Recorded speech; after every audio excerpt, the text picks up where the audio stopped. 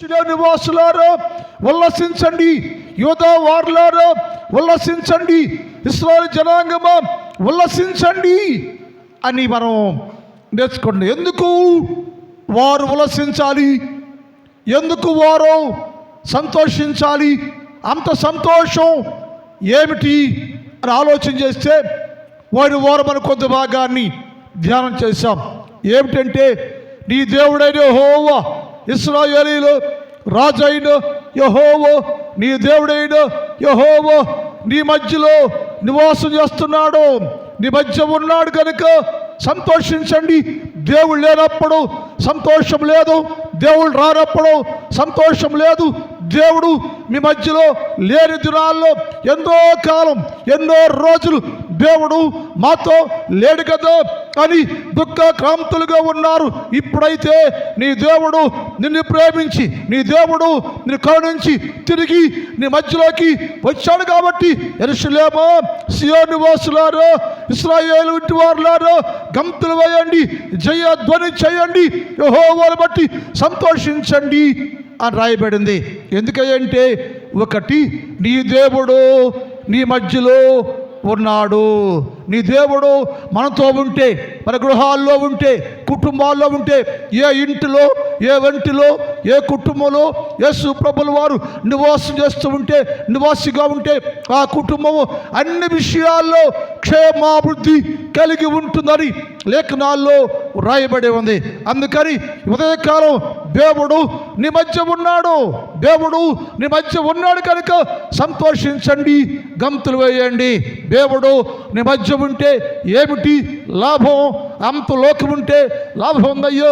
దేవుడు మా మధ్యలో నివాసం చేస్తూ ఉంటే మాకేంటి లాభం? ఏంటి లాభం అంటే, యేసయ్య అన్నాడు, నేను మీ మధ్యలో నివాసంగా ఉంటే, మీ మధ్యలో నేను ఉంటే మీ చుట్టూ అగ్ని ప్రాకారంగా ఉంటాను.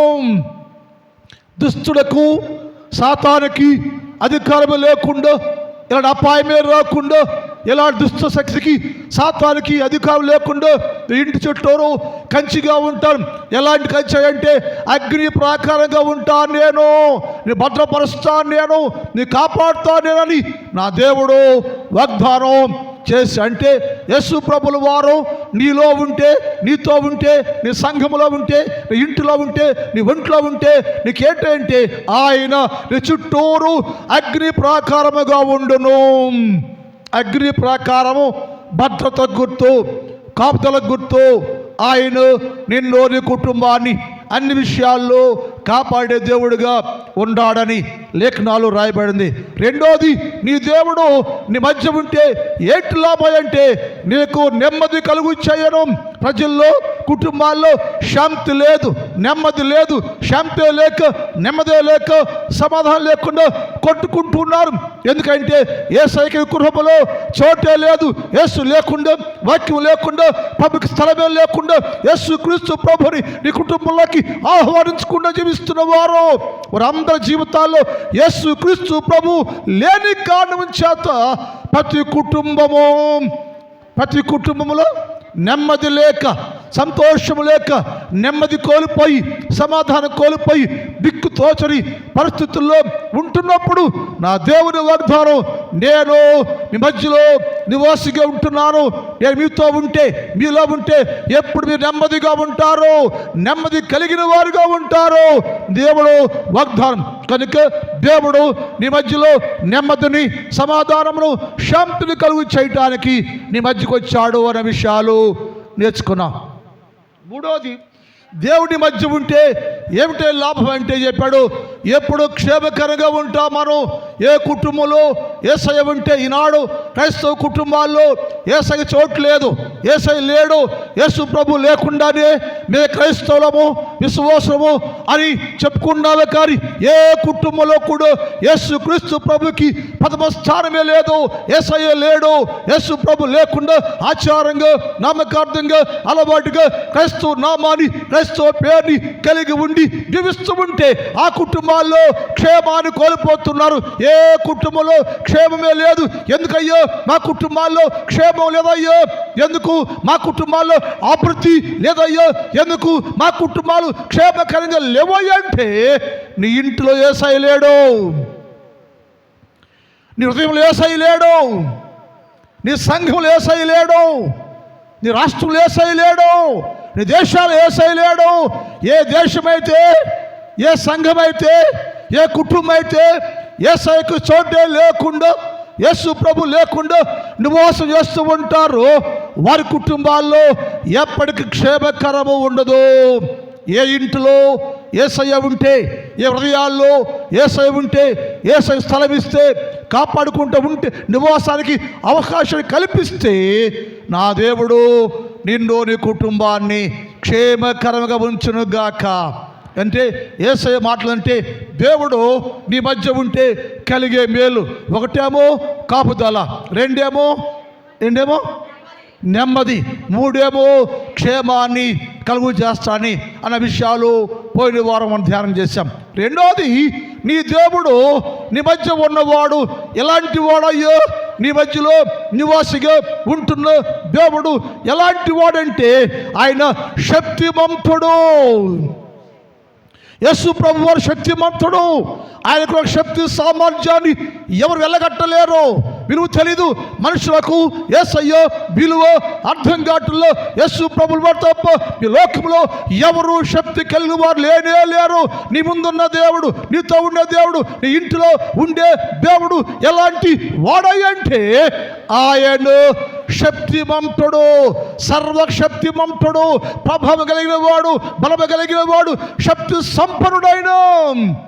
అందుకే ఏ భక్తుడు మాట అంటాడు లేఖనాల్లో, ఏబు గ్రంథం 36వ అధ్యాయం, ఏబు 36:22 చూద్దాం. ఏబు గ్రంథం 36:22. ఏబు గ్రంథం 36. ఆలోచించము, ఆలోచించేయండి మనుషులారు. ఆలోచన లేకుండా, జ్ఞానమే లేకుండా, దేవుని గురించి ఆలోచన లేకుండా జీవిస్తున్న వారులారు. లోకమంతా గురించి ఆలోచిస్తున్నావునేమో. లోకములో గనులు, గొప్పవారు అనబడే వారి గురించి ఆలోచన, జ్ఞానము నీకుంద కానీ నీ దేవుడైన యేసు క్రీస్తు ప్రభు ఎలాంటి వారు, ఆయన పవర్ ఏంటి, ఆయన ప్రభావం ఏంటి, ఆయన శక్తి ఏంటి గ్రహించలేని అజ్ఞానికి ఉంటున్నావో అంటాడు. యేసు అన్నాడు, ఆలోచించము. దేవుడు, నీ దేవుడు, నీలో ఉన్న దేవుడు, నీ మధ్య ఉన్న దేవుడు శక్తిమంతుడు. ఎంత శక్తి అయ్యో ఆయనకు ప్రభావం, చాలా ప్రభావం కలిగిన వాడు నీ దేవుడయ్యో యేసు క్రీస్తు ప్రభుల వారు శక్తి సంపన్నుడు. ఆలోచించాయి ప్రతిరోజు నీ దేవుడైన యేసు క్రీస్తు ప్రభుల వారి గురించి ఆలోచించాలి. నాతో ఉండే దేవుడు, నేను నమ్ముకున్న దేవుడు, నేను సేవించే దేవుడు, నేను ప్రార్థన చేసే నా దేవుడు ఎలాంటి వారంటే శక్తివంతుడు. ఏంటి అనుకునే శక్తి?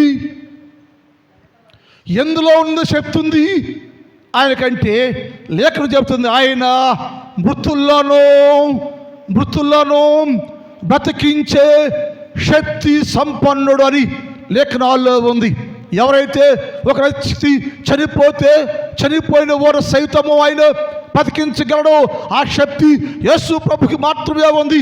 ఒక వ్యక్తి నిజంగా శారీరకంగా చచ్చిపోతే చచ్చిపోయిన శవాన్ని బతికించే శక్తి, మృతులను బతికించే శక్తి యేసు క్రీస్తు ప్రభుల వారికి మాత్రమే ఉందని లేఖనాల్లో ఉంది. అది ఉదాహరణగా అబ్రహాము, దేవుడు చెప్పాడు, అబ్రహాము నీ కుమారుడిని నాకు బలి చెయ్యు అని చెప్పాడు. ఆయన కుమారుని, ఏకైక కుమారుడు, ఒక్కడే కుమారుని బలిబొట్టాకి వెనకంజ వేయకోకుండా కుమారుని తీసుకొని ఆయన పర్వతంపైకి వెళుతూ ఉంటే ఆయనలో ఆ ఇంటిలో ఉన్నటువంటి వారు ప్రశ్న వేశారు, ఏంటయ్యో కుమారుని తీసుకెళ్తున్నావునేమో, ఏం చేద్దామనుకుంటున్నానేమో, ఏంటి ఉద్దేశం ఏంటయ్యో? దేవుడు చెప్పాడు, ఏమన్నాడు, ఇచ్చాడు, తీసుకోమంటే ఇచ్చేస్తావో ఏమిటాయి అంటే అబ్రహాముకున్న విశ్వాసం, నిరీక్షణ ఏమిటంటే నా దేవుడు నా కుమారుడు చంపేస్తే మరలా బతికించగలడు. హల్లెలూయా. నా దేవుడు శక్తి కలిగిన వాడు, నా దేవుడు ప్రభావం కలిగిన వాడు. చనిపోయినటువంటి వారిని సైతం మృతులను బతికించే శక్తి కలిగిన నా దేవుడు. బైబిల్ మార్చుద్దాం. ఎబ్రీ పత్రిక 11:17.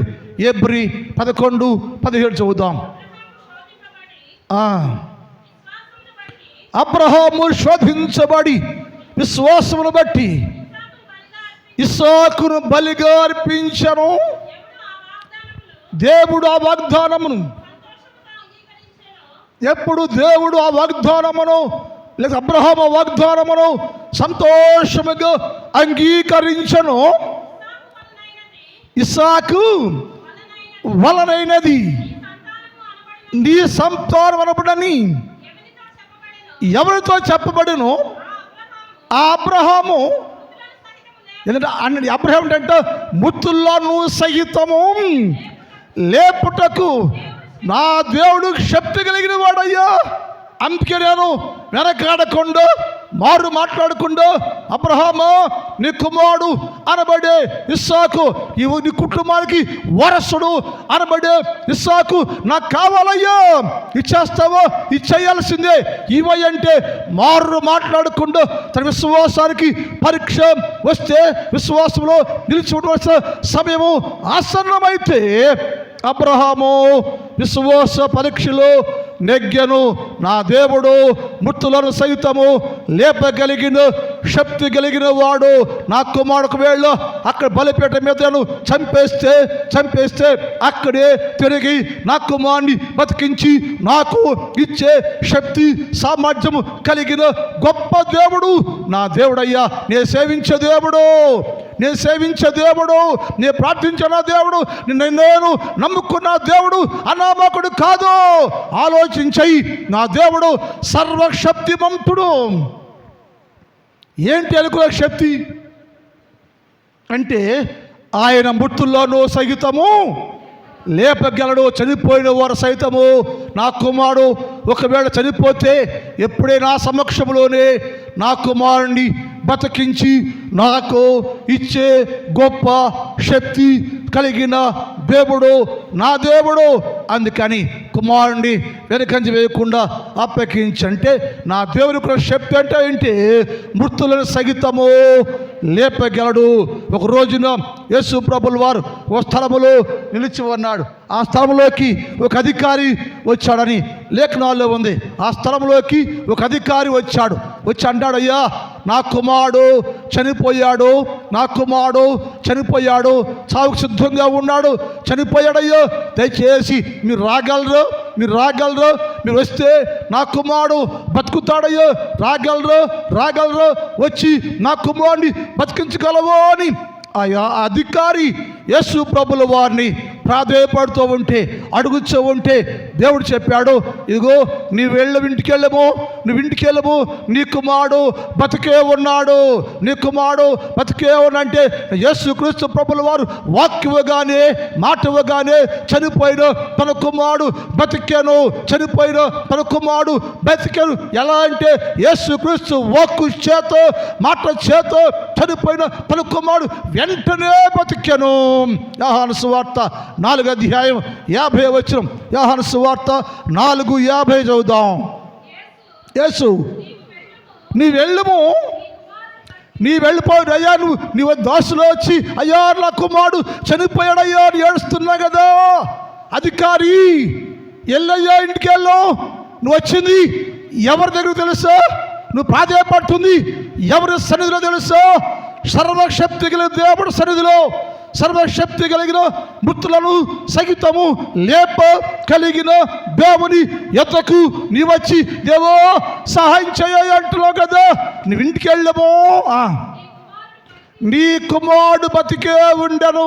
వచ్చినప్పుడు ఆ అధికారి యేసు క్రీస్తు ప్రభు ఎద్దకు వచ్చేటప్పుడు తన కుమారుడు చనిపోయి ఉండెను.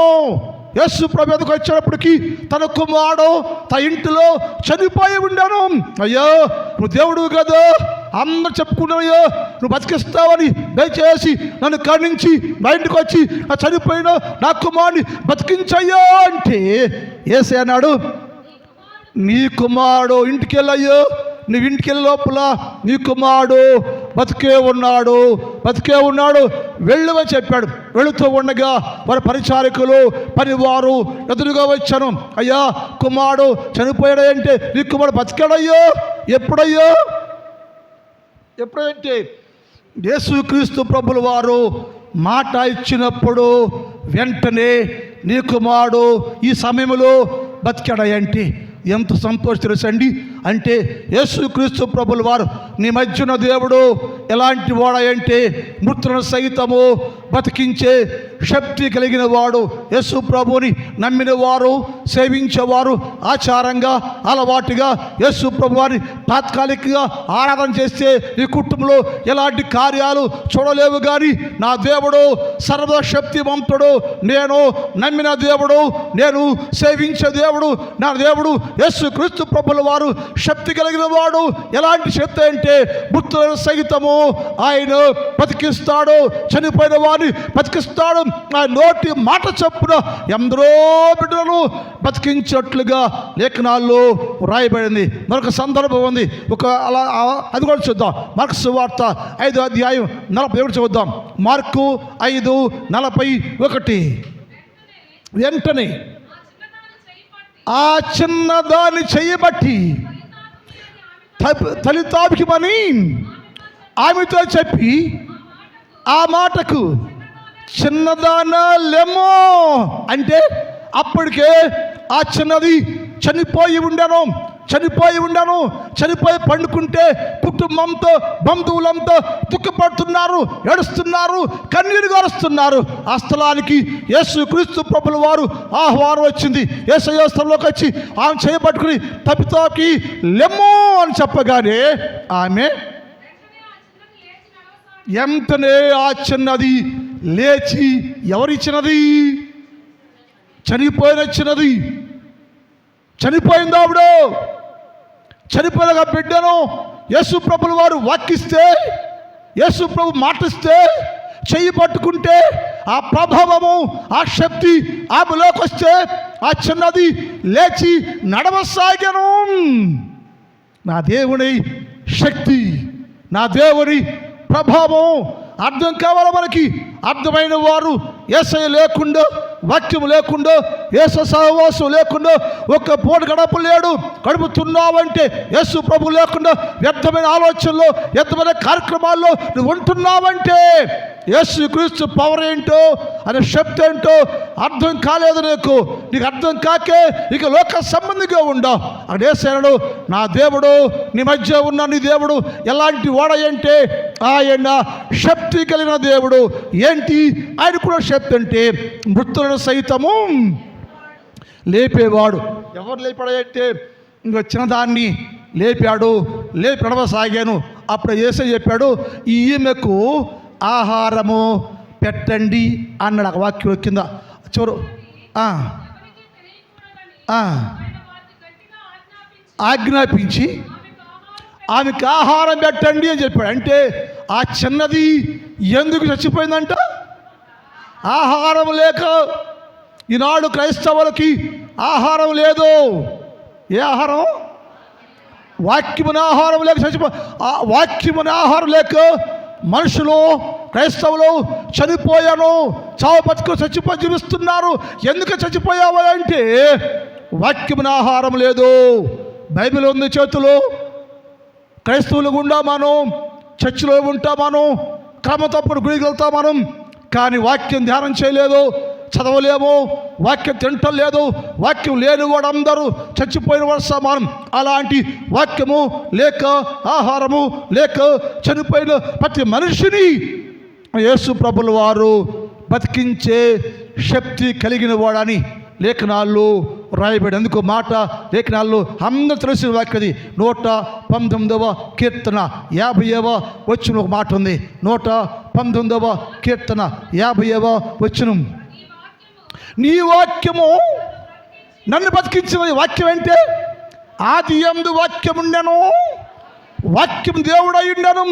నీ మధ్య ఉన్న వాక్యం, నీ మధ్య ఉన్న దేవుడు, నీ మధ్యలో ఉన్నాడు నా దేవుడు. నీ మధ్యలో దేవుడు ఎలాంటి శక్తి కలిగిన వాడు. ఆయన శక్తి అంటే ఆయన తన వాక్కు చేత, ఆయన వాక్యము చేత చచ్చిపోయిన నన్ను బతికించను. అది యేసుక్రీస్తు ప్రభుకున్న శక్తి. అక్కడ ఏమందంటే, సియోను ఉల్లసించము, యెరూషలేము సంతోషించము, ఇశ్రాయేలారు మీరందరూ భీకర ధ్వని చేయండి, జయధ్వని చేయండి. ఎందుకయ్యా అంటే, నీ మధ్య ఉన్న దేవుడు శక్తి కలిగిన వాడు. నీ దేవుడు నీ మధ్యలో ఉంటున్న నీ దేవుని బట్టి, నీ దేవుడు ఎలాంటివంటే సర్వశక్తిమంతుడు, శక్తి కలిగిన వాడు ఆయన బట్టి సంతోషించండి. ఏమిటయ్యా శక్తి అంటే, ఆయన మృతులను సహితము లేపగలిగిన శక్తి కలిగిన వాడు. ఒకటి. రెండోది, ఆయన ఎలాంటి శక్తి కలిగిన వాడే అంటే, మనుషులందరూ నాశన కోపంలో ఉంటే, శత్రువు నేను బంధించేస్తే, అగ్ని గుండములో పడివేస్తే, నాశనాలతో నింపేస్తుంటే, నా దేవుడు నిన్ను రక్షించుటకు శక్తి కలిగిన వాడు. నీ మధ్యన దేవుడు ఎలాంటివంటే శక్తిమంతుడు. ఏమిటే శక్తి అంటే, నిన్ను రక్షించుటకు శక్తి కలిగిన వాడు. హెబ్రీ పత్రిక 7వ అధ్యాయం 20 చూద్దాం. హెబ్రీ 7:25. హెబ్రీ 7:25.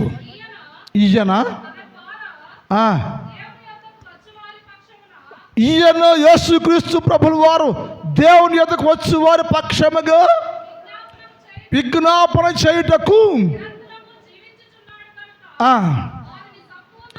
వారిని సంపూర్ణముగా, ఏంటంట, సంపూర్ణముగా నువ్వు చనిపోకుండా, నాశనం కాకుండా, నశించిపోకుండా, అగ్ని గంధకాల్లో కాలిపోకుండా నిన్ను సంపూర్ణముగా యేసుక్రీస్తు ప్రభు యొక్క రాజ్యానికి నిత్య వారసుడిగా చేయుటకు, రక్షించుటకు శక్తి కలిగిన దేవుడు. ఏంటి అనుకునే శక్తి? నిన్ను నరకానికి పోనీయకుండా, అగ్నిలో కాలకుండా, సంపూర్ణ విశ్వాసిగా, సంపూర్ణ భక్తుడిగా, సంపూర్ణ ప్రార్థనపరుడుగా నేను చేయుటకు ఆయన మాత్రమే శక్తి కలిగిన వాడు. ఈ లోకంలో నేను రక్షించే సమర్థుడు, శక్తి కలిగిన వాడు ఎవరు లేరు. ఎందుకంటే నీ కోసం పరలోకములో నుంచి భూలోకానికి దిగివచ్చి, భూలోకములో నీ కొరకే జీవించి, తన ప్రాణమంతా నీ కోసం అప్పగించుకొని ఆయన నీ కొరకు విజ్ఞాపన చేస్తున్న దేవుడు ఆయన మాత్రమే నిన్ను సంపూర్ణ విశ్వాసిగా. లోకములో సంపూర్ణమైన విశ్వాసులు లేరు అని వాక్యంలో ఉంది. ఇంతకంత ప్రార్థన చేస్తుంటే సంపూర్ణ విశ్వాసులు లేరా?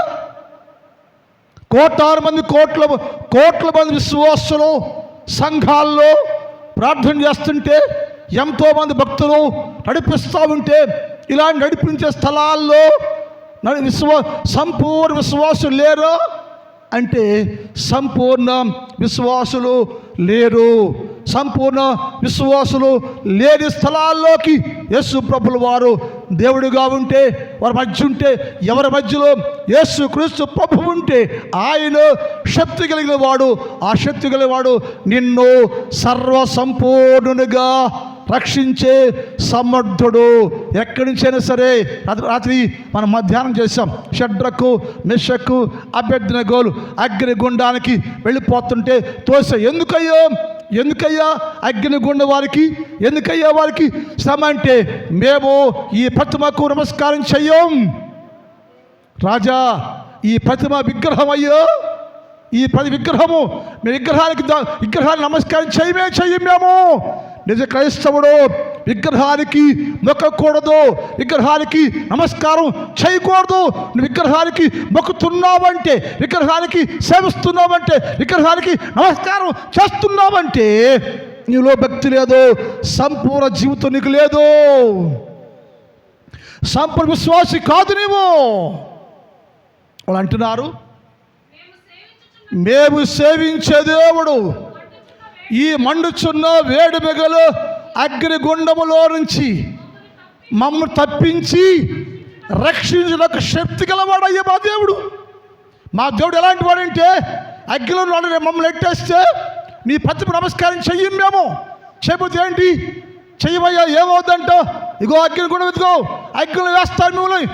ఎవడైతే ఈ ప్రతిమకు విగ్రహానికి నమస్కారం చేయడో వారందరూ నేను అగ్గిలో తోసేస్తా, కాల్చేస్తా, చంపేస్తా అని బెదిరిస్తే వాళ్ళు ఏమన్నారు తెలుసా? మా దేవుడు అనగా మా మధ్యలో ఉన్న దేవుడు సర్వశక్తిమంతుడు, మా మధ్యలో ఉన్న మా దేవుడు, మేము సేవించే మా దేవుడు శక్తి గలవాడు. ఏంటి ఆయనకున్న శక్తి అంటే ఏంటి? ఆయనకున్న ప్రభావం అంటే మా ఈ అగ్నిలో వేడిమి గల అగ్ని గుండములో నుంచి మమ్మలను రక్షించి తప్పించే శక్తి గల నా దేవుడు ఆయన అంటే. వాళ్ళకి మాట్లాడితే రుజువు ఉండాలి కదా. ఆడేమనుకున్నాడు, రాజు ఏమనుకున్నాడు తెలుసా? ఏళ్ళు చేయాల కార్యం రా, ఇలాగే మాట్లాడతారు మీరు అనుకుని వాడు తీసుకుపోయి లోనేస్తే లోపల నలుగురుగా ఉండెను. దేవుడు అక్కడ ఉండెను, వారి మధ్యలో ఉండెను, కాలిపోకుండా ఉండెను, మాట్లాడుతూ ఉండెను, పాటలు పాడుతూ ఉండెను, సంచరిస్తూ ఉండెను. అగ్నిలో వారు ఉత్సాహంగా గంతులు వేస్తూ ఉండెను. ఏమైందయ్యా అంటే మా దేవుడు ఆ వేడి మిగిలిన అగ్ని గుండములోంచి రక్షించుటకు శక్తి కలిగ సమర్థుడు, శక్తివంతుడు మా దేవుడు. నమ్మేవాడు నా దేవుడు శక్తి గలవాడు అని నమ్ముకుంటే నా ఇంట్లో ఉన్న యేసు ప్రభువు వారు నీతో ఉంటే, నీ ఇంట్లో ఉంటే ఆయన నిన్ను రక్షించే సమర్థుడు, బతికించే సమర్థుడు, శక్తి కలిగిన వాడు. మనం సేవించే దేవుడు, నమ్ముకున్న దేవుడు, మనం సేవించే దేవుడు. మన దేవుడు ఎవరయ్యా అంటే నిన్ను మృతుల్లో నుంచి లేపే దేవుడు. ఆ శక్తి ఉంది. ఆయన ఎవరయ్యా అంటే నిన్ను కాలిపోకుండా, నశించిపోకుండా పరిపూర్ణ సంపూర్ణ రక్షణ భాగ్యంలోకి నడిపించే శక్తి గల దేవుడు యేసయ్యా. అందుకని ఆయన వాళ్ళ ఇరుషులేమా ఉత్సాహధ్వని చేయుడి, సియోను గంతులు వేయడి, ఇశ్రాయేలు జయధ్వని చేయండి. ఎందుకయ్యా అంటే నీ మధ్య ఉన్నది నీ దేవుడైన యెహోవా నీ మధ్య ఉన్నాడు. ఆయన నిన్ను కాపాడును, ఆయన నీకు నెమ్మదినిచ్చును, ఆయన నీకు క్షేమాన్ని ఇచ్చును. రెండోది నీ మధ్య ఉన్నవాడు శక్తి కలిగిన వాడు. నీ మధ్య ఉన్న నా దేవుడు బట్టి ఆయన శక్తి గలవాడు.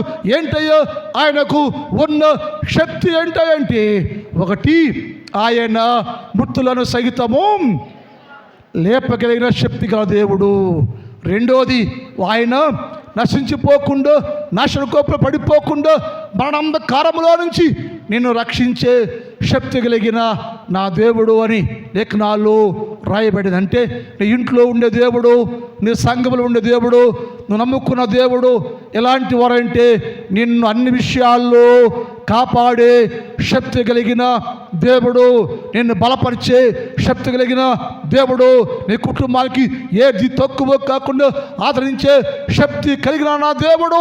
ఆ యేసు ప్రభువు నీతో ఉంటే నువ్వేంచంటే యెరూషలేము వలె ఉల్లసించాలి, సంతోషించాలి, గంతులు వేయాలి. అయ్యా ఎందుకయ్యా సంతోషం, ఎందుకు గంతులు వేస్తున్నావయ్యా అంటే నా శక్తి గల నా దేవుడు నా మధ్యలో ఉన్నాడు, నన్ను బతికించే దేవుడు నా మధ్యలో ఉన్నాడు, నన్ను రక్షించే దేవుడు నా మధ్య ఉన్నాడు. ఆయన బట్టి ఆయన వాళ్ళకు రాగానే నాతో ఉంటే ఆనందమయ్యా ఆపలేకపోతున్న సంతోషాన్ని ఆపలేకపోతున్నా. ఎందుకయ్యా సంతోషం అంటే రక్షించు శక్తి కలిగిన దేవుడు నాతో నా మధ్యలో నివాసం చేస్తూ ఉంటే ఆయన నన్ను అన్ని విషయాల్లో రక్షించే శక్తిమంతుడు. మూడవది, ఒకటేమో మృతులను సైతము బతికించే శక్తిమంతుడు. రెండో రక్షించే, సంపూర్ణంగా రక్షించే శక్తిమంతుడు. మూడవది, నువ్వు పడిపోకుండా బలపరిచే శక్తిమంతుడు. నువ్వు పడిపోతుంటే, జారిపోతుంటే, విశ్వాసంలో పాపంలో మాటికి పడిపోతూ ఉంటే, లోకం కనపడుతూ ఉంది, నీ ముందు లోకం ఉంది. లోకాన్ని చూస్తూ, లోకం చూడగానే లోకాన్ని ప్రేమించి, లోకాన్ని మేపించి, పాపాన్ని ప్రేమించి నువ్వు పడిపోతూ ఉంటే, జారిపోతూ ఉంటే, నాకు అంటుకుంటూ ఉంటే, నా దేవుడు పడిపోకుండా నిన్ను పట్టుకునే శక్తి కలిగిన వాడు. రోమపత్రిక 11:23, రోమ 11:23 చూద్దాం. వారు తమ విశ్వాసములో ఇదంట, వారు విశ్వాసంలో జారిపోయి, విశ్వాసంలో పడిపోయి. ఎందుకు విశ్వాసం జారిపోతున్నానేమో? విశ్వాసం కదా, మార్పు చేయబడ్డా కదా, మారిపోయావు కదా, క్రైస్తవుడు కదా, క్రైస్తవ నామాన్ని, యేసు నామాన్ని కలిగిన వాడు కదా. ఎందుకు విశ్వాస జీవితంలోంచి కోల్పోతున్నావు? విశ్వాస జీవితంలో జారిపోతున్నావు. ఎందుకు జారిపోతున్నావు అయ్యా నువ్వంటే, విశ్వాసి వారు అవిశ్వాసంలోకి దేవుడు వారి పడిపోతున్నప్పుడు, విశ్వాసంలో నిలవలేక అంటుకట్టిబడి ఉండలేక జారిపోతున్నప్పుడు,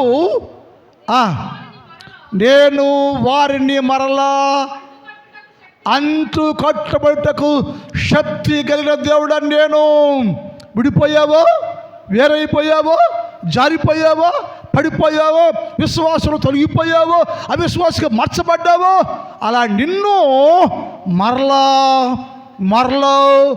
అంటకట్టబడి ఫలభరితంగా చేయగలిగిన శక్తి కలిగిన దేవుడను నేను మాత్రమే నిన్ను శక్తితో తిరిగి అంటకట్టబడగలను. ఎవరు చేయలేరు. పడిపోతే నాకేంట్లే అనుకునేవారు తప్ప, నేను మాత్రమే అంటే నీ మధ్యలో నివసించే దేవుడు అనబడే యేసు క్రీస్తు ప్రభుల వారు అనే శక్తి గలవాడు.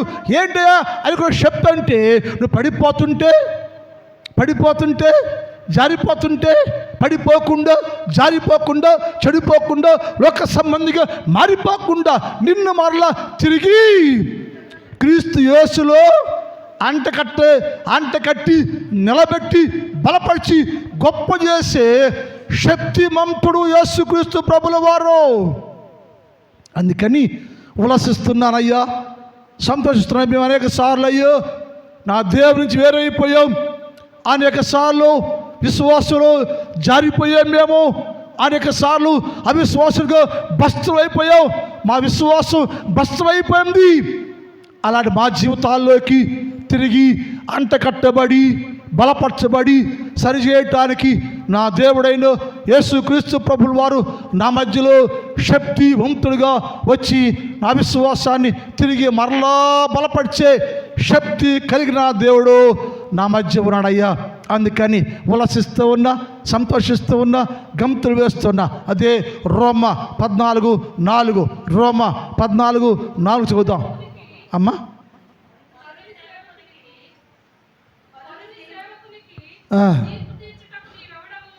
రోమపత్రిక 14:4. ప్రభువు అతను నిలబెట్ట. గమనించాలి, యేసుక్రీస్తు అనే శక్తి కలిగిన దేవుడు నిన్ను పడిపోతుంటే నిలబెట్టడానికి, నువ్వు పడిపోతుంటే మాటికి స్థిరము లేక, విశ్వాసంలో భక్తిలో స్థిరమైన జీవితము నీకు లేక మాటికి పడిపోతూ ఉంటే, ప్రభు అతను నిలబెట్టుటకు శక్తి కలిగిన వాడు. జారిపోతున్న మనుషుడు, మనోళ్ళు పాట పాడతారు కదా, పడిపోతుంటే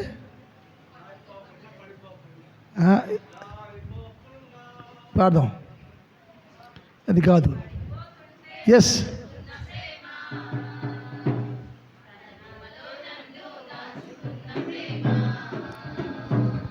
నీ పడిపోతుంటే పట్టుకున్న ప్రేమ, దాచుకున్న ప్రేమ, యేసయ్య ప్రేమ, ప్రేమ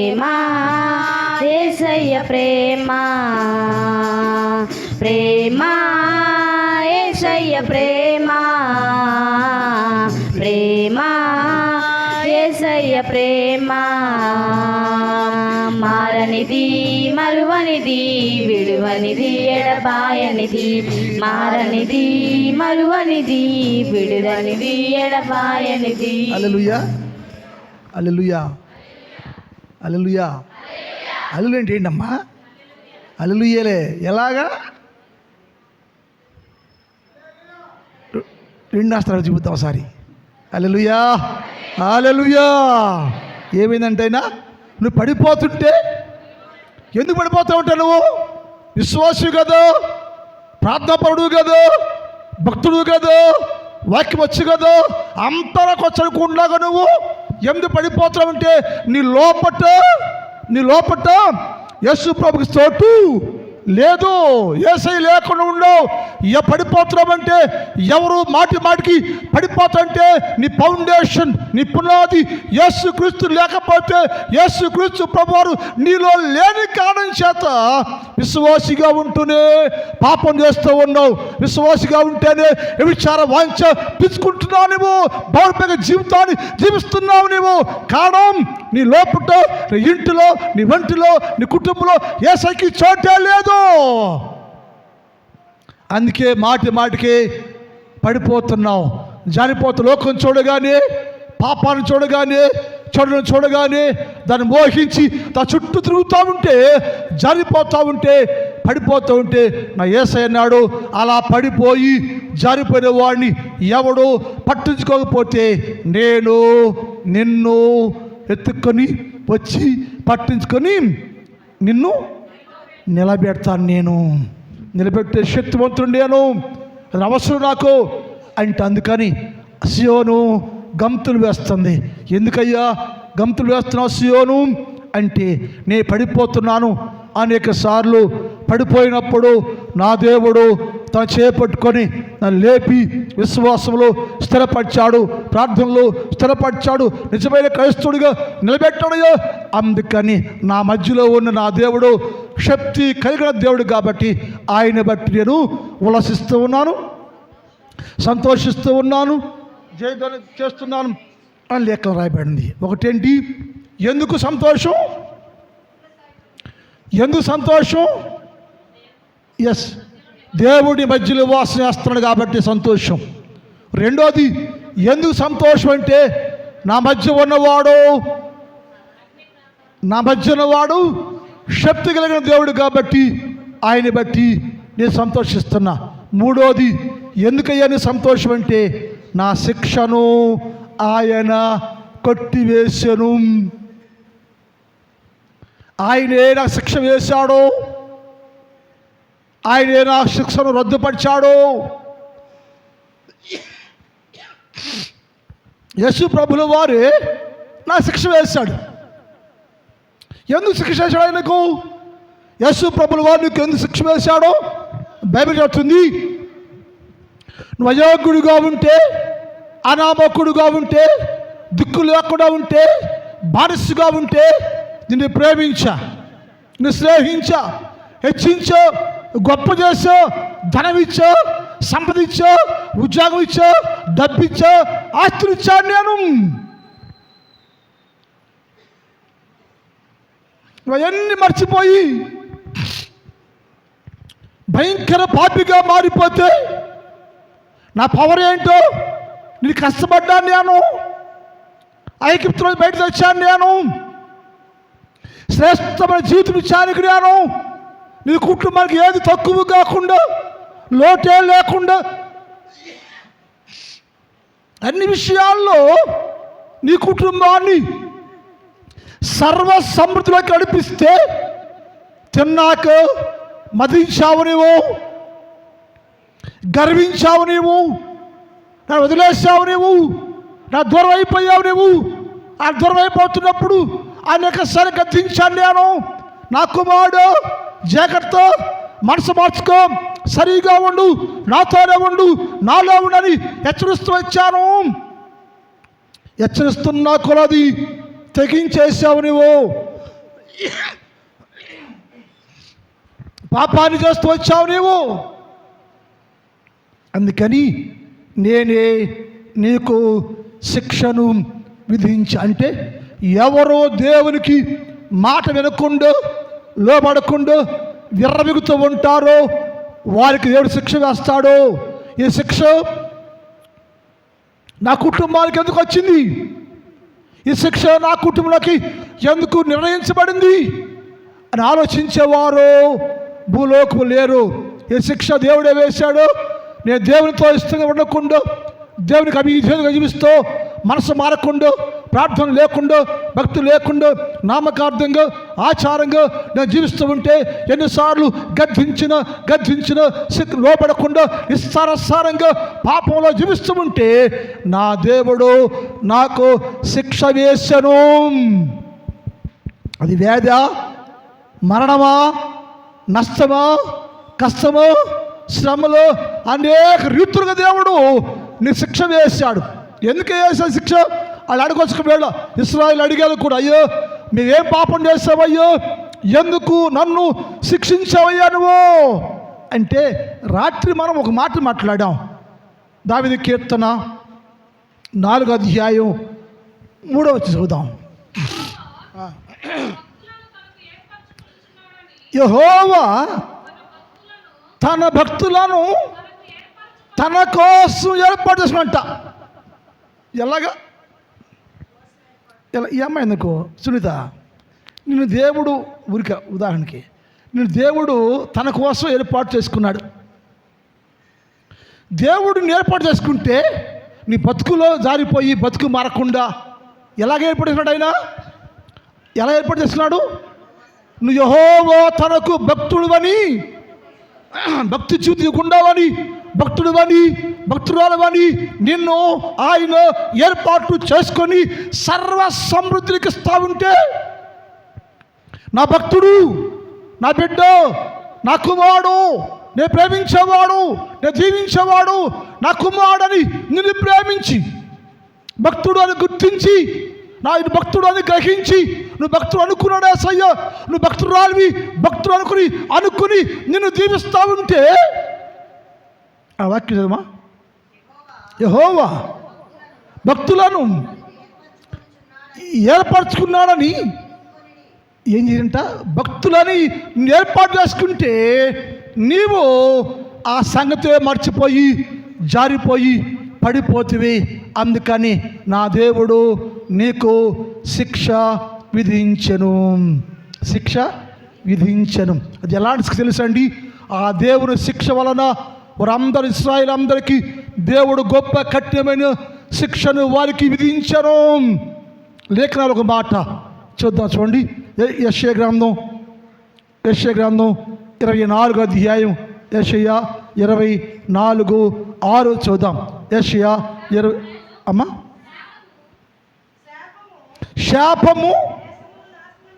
శాపము దేశమును నాశనం చేస్తూ ఉంది. దాని నివాసులు అంటే దేశ నివాసులు శిక్షకు పాత్రులైపోయారు. శాపం, నీ పాపం దేశాన్ని నాశనం చేస్తుంటే, నీ కుటుంబంలో పాపం, నీ ఇంట్లో పాపం, నీ ఒంట్లో పాపం, నీ దేశంలో పాపం, దేవుని భయమే లేకుండా భయం మారి పాపం చేస్తూ ఉంటే నిన్ను బట్టి నీ కుటుంబానికి శాపం, నిన్ను బట్టి నీ సంఘానికి శాపం, నిన్ను బట్టి నీ దేశానికి శాపం. నీ శాపం, నీ పాపం వల్ల దేశము శాపంగా మారిపోతే, ఆ శాపము పోవటానికి దేశంలో నీవు శాపగ్రస్తుడిగా ఉంటే నిన్ను దేవుడు వేసాంట శిక్షకు పాత్రగా చేశాను, శిక్షించను. ఎలా కఠినంగా శిక్షించను? ఆర్థిక లాస్, ఆనందం లాస్, భార్య లాస్, భర్త లాస్, బిడ్డ లాస్, అన్ని లాసే, అన్నీ పోయినాయి. ఏ కాయక మిగిలే మనం? ఈ పాపం నీ అంతరంగ పాపం, నీలో ఉన్న పాపం, నిన్ను బట్టి కుటుంబానికి శాపం, నిన్ను బట్టి నీ పాపాన్ని బట్టి నీ కుటుంబానికి శిక్ష వేశాడు దేవుడు, శిక్షిస్తున్నాడు దేవుడు. గ్రహించావా?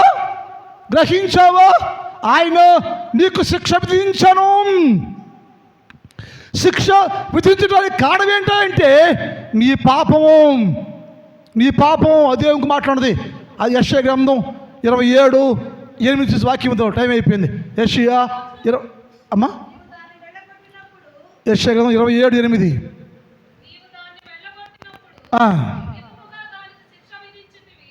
నీవు దానిని వెళ్ళగొట్టినప్పుడు నిజముగా దానికి శిక్ష విధించితివి.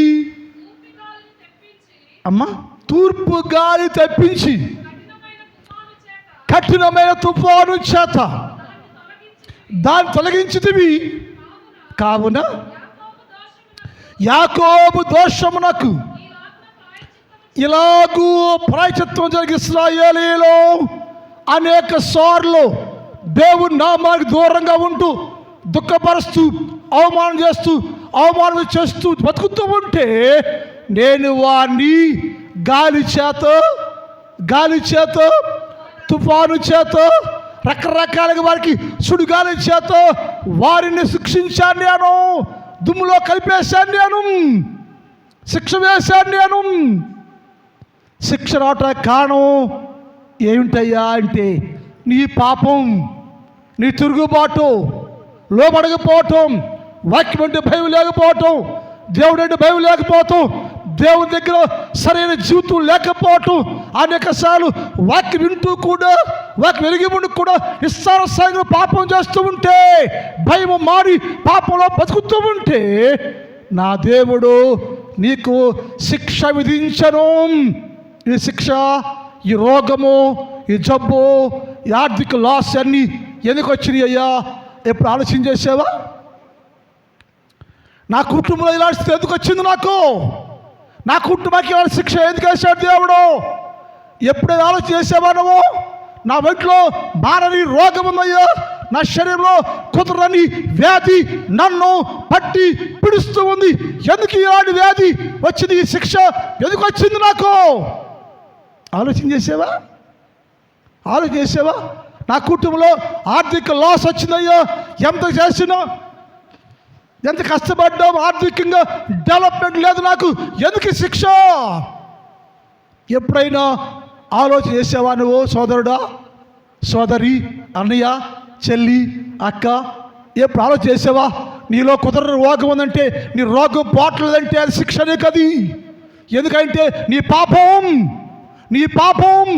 నీ శాపం, నీ కుటుంబాల శిక్ష, నీ పాపం నీ బిడ్డలకు శిక్ష, నీ పాపం నీ కుటుంబానికి శిక్షగా మారింది. యెహోవా వారిని శిక్షించెను. ప్రార్థన మిగిలిన భాగాన్ని వచ్చే వారం ధ్యానం చేద్దాం. టైం అయిపోయింది.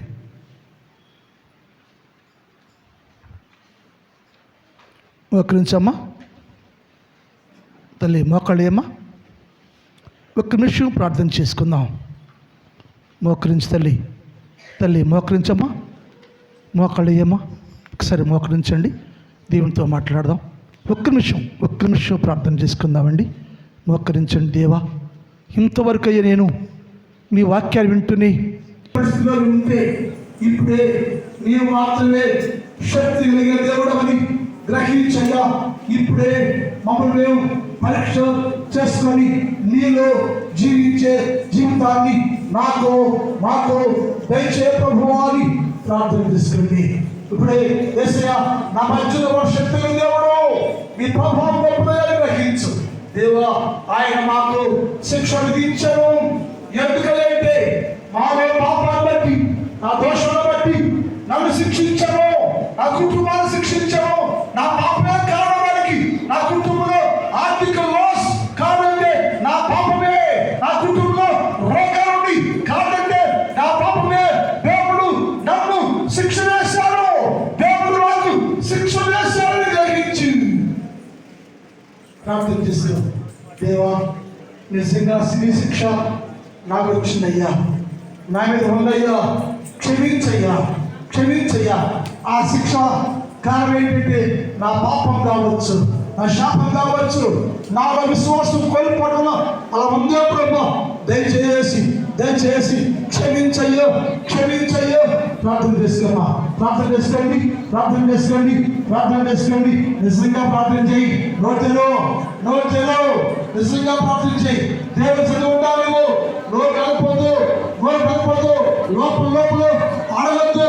నిజంగా నోరు తెసి దేవుడా నేను పాపం చేశా, నా పాపాలు బట్టి శిక్ష, నా ఇంట్లోకి శిక్ష రావడానికి కారణం ఏంటంటే నేనే ప్రభువా, నా పాపాలు బట్టి నా కుటుంబంలో మానవ శిక్ష క్షమించయ్యా, ఆ దోషాన్ని తీసేయ్యో, ఆ శిక్ష కొట్టివే ప్రభువా, ఆ శిక్ష తీసే ప్రభువా అని ప్రార్థన చేసుకుందాం. మా గరుడైన తండ్రి, నీ పాదములకు స్తోత్రాలు. పరిశుద్ధుడైన దేవ, మీకే స్తుతి స్తోత్రాలు తెలియచేస్తూ ఉన్నాను. ఈ ఉదయకాలములో మీరు మాతో మాట్లాడారు.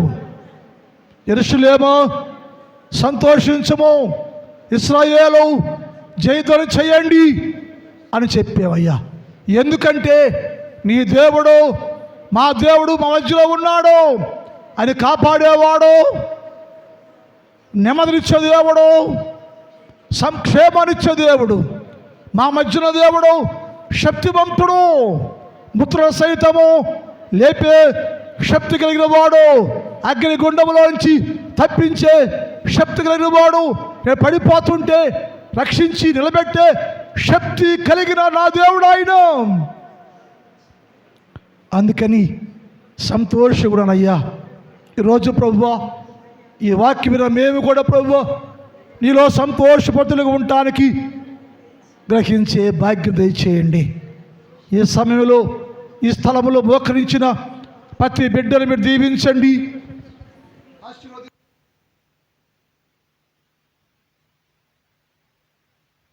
బలపరచండి, సహాయం చేయండి, కృపాక్షేమాలతో నింపండి. ప్రభువానికి స్తోత్రాలు తండ్రి.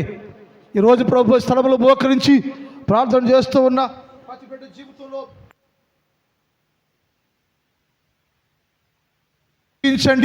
అభిషేకించండి, ప్రతి బిడ్డను దీవించి బలపరచమని కొట్టిన ప్రభు. నా సంఘాన్ని దీవించండి, నా సంఘంలో ప్రతి కుటుంబాన్ని దీవించండి. ఈ మధ్యాహ్న కాలంలో ఈ స్థలంలో ఉన్నటువంటి యవనస్తులు, చిన్నవారు, పెద్దవారు, వృద్ధులు, స్త్రీలు, పురుషులు అనేక మంది స్థలం ఉన్నారు తండ్రి. ప్రతి బిడ్డను దీవించి ఆశీర్వదించి బలపరిచి పంపించమని యేసు వారి పరిశుద్ధ నామములు ప్రార్థిస్తున్నాం తండ్రి. అందులో చోదంబుల్ మామి